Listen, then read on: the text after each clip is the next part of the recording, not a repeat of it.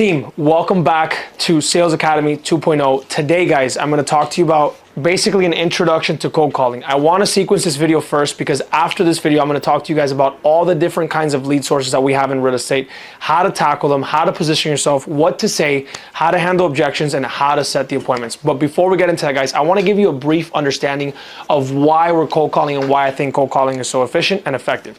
Number one, we have to understand our intentions when we make a cold call. The sole purpose of a cold call, guys, is to get a qualified appointment, what I call a QA. When you get on the phone call, right, instead of, this is a quick tip I'm gonna give you guys before I get started with this. Instead of setting a goal, this has helped me so much. Instead of setting a goal of maybe like making 100 calls, 150 calls, 200 calls a day, whatever the case, I made a goal of contacts, right? I would say, look, today I'm gonna make 10 contacts, 15 contacts, 20 contacts. What that does is it gives you intentionality behind your calls. Instead of just saying, oh, I'm just trying to get to my 100 calls, 150 calls, you are trying to get a contact, and to get a contact, you have to have a clear and concise conversation with that prospect. So that's number one. Number two, the sole objective of a phone call, a cold call, is to land a qualified appointment. Let's define qualified appointment real quick.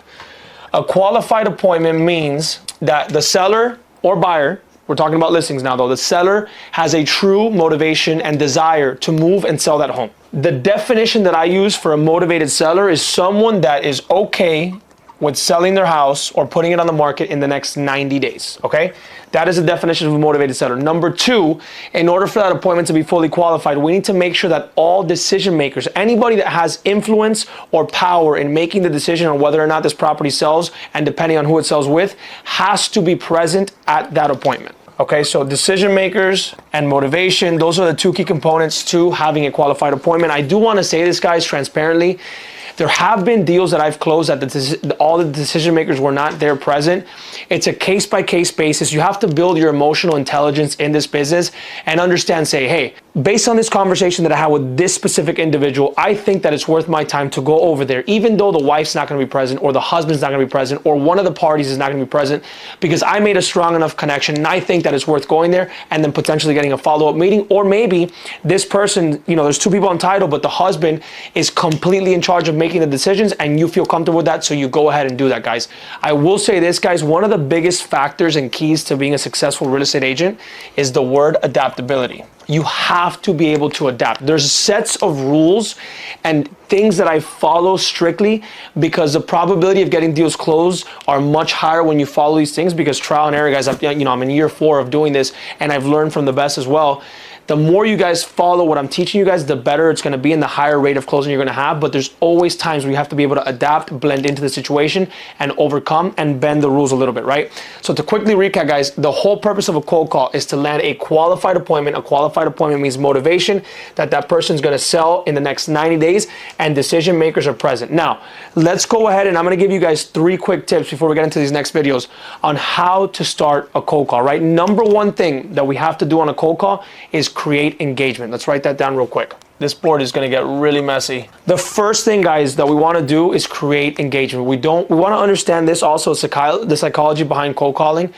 You know, with the lead sources that we're going to talk about, circle prospecting, FSBOs, expireds, old expireds, absentee owners, for rent by owners, these people have been called by other people, guys. So the moment that person feels like you're just another realtor, you hit them with the same line or the same tone, it's going to create something that we call, I'm going to plug this in over here, sales resistance. We want to make sure sales resistance is at an all-time low so we can get our point across, create engagement, have a conversation, and figure out whether or not this person can be a qualified appointment, okay? In order for us to lower sales resistance, we have to say, hey, look, John, giving you a quick call, that property over on 5th Street, I just came across it on Zillow. Let me ask you, John, is that property still available or is it under contract? That's one line that can be used that creates engagement, because we're talking about that person's, oh, it's still available, you know, we're still looking for it, but are you a realtor? That's perfect. The second they give you an objection, that means they're engaged. But if we say, hey, John, this is Alexis with ABC Company. I'm giving you a call about the property on 1235 Street. I just wanted to ask you really quickly, would you be willing to pay me a commission if I brought you a buyer? That's not going to create engagement, guys. That's going to create sales resistance. We want to lead the phone call with a question and tone that creates engagement and interrupts the pattern that prospect is used to of phone calls from other agents. So that's number one, guys, create engagement. Number two is find common ground with your prospects, guys. Most sales calls, the second you create engagement and that conversation starts, you're going to start handling a series of objections. When you get an objection, hey, look, are you a realtor? Hey, look, I don't want to work with an agent. Hey, look, I only want to pay 4% commission. Instead of immediately trying to handle the objection, find some common ground. The best thing that's worked for me, guys, and this is transparently, like, when I'm able to put myself in the prospect's shoes, like literally be like, 1 second, let me feel this guy out. This guy looks like he's at work, he's stressed, he's probably gotten like 55 calls. How does this guy feel right now? Hey, look, John, look, you're probably asking me that question because you're probably frustrated. You've probably had maybe, 40, 50 freaking conversations today with realtors. And I know that having another one of these conversations is the last thing you want to do. Let me ask you really quick, obviously you're selling this home and I'm assuming you want to make the most amount of money. If I brought you a client or a prospect that had an offer that made sense, even after commissions, man, is that something you'd be against considering? Right? Like, instead of saying, hey, well, John, you selling that property on your own, I don't think it's the best idea. Let me ask you this. If I brought you something that made sense, would you want to work with me? Do you see the two differences, guys? So the second I get that objection, I want to neutralize it and create common ground. Hey, look, Alexis, I only want to pay 4%, man, and I don't want to hire a realtor. Hey, look, John, I get it, man. By the way, the tone of your voice, it sounds like, one, you've gotten probably a lot of phone calls, and two, you really are just trying to make out the most amount of money from this deal, right? Yeah, I'm trying to save money. Hey, look, John, bro, to be honest, if I were you and I didn't have a realtor that I could obviously trust blindly to get me more money, I would be trying to do the same exact thing as you are. But let me ask you this. Would you say, you just mentioned that the best case scenario for you is to make the most amount of money. If there was a scenario or a way that having someone involved, an agent in the middle, still could bring you those net numbers that you're looking for, is that a conversation you'd at least consider? Notice, guys, how I found extreme common ground, very relatable common ground. I'm not reading off a script.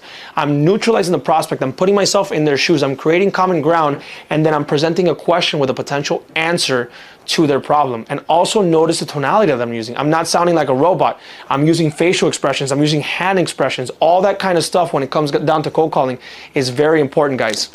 So we're going to create engagement. We're going to find common ground.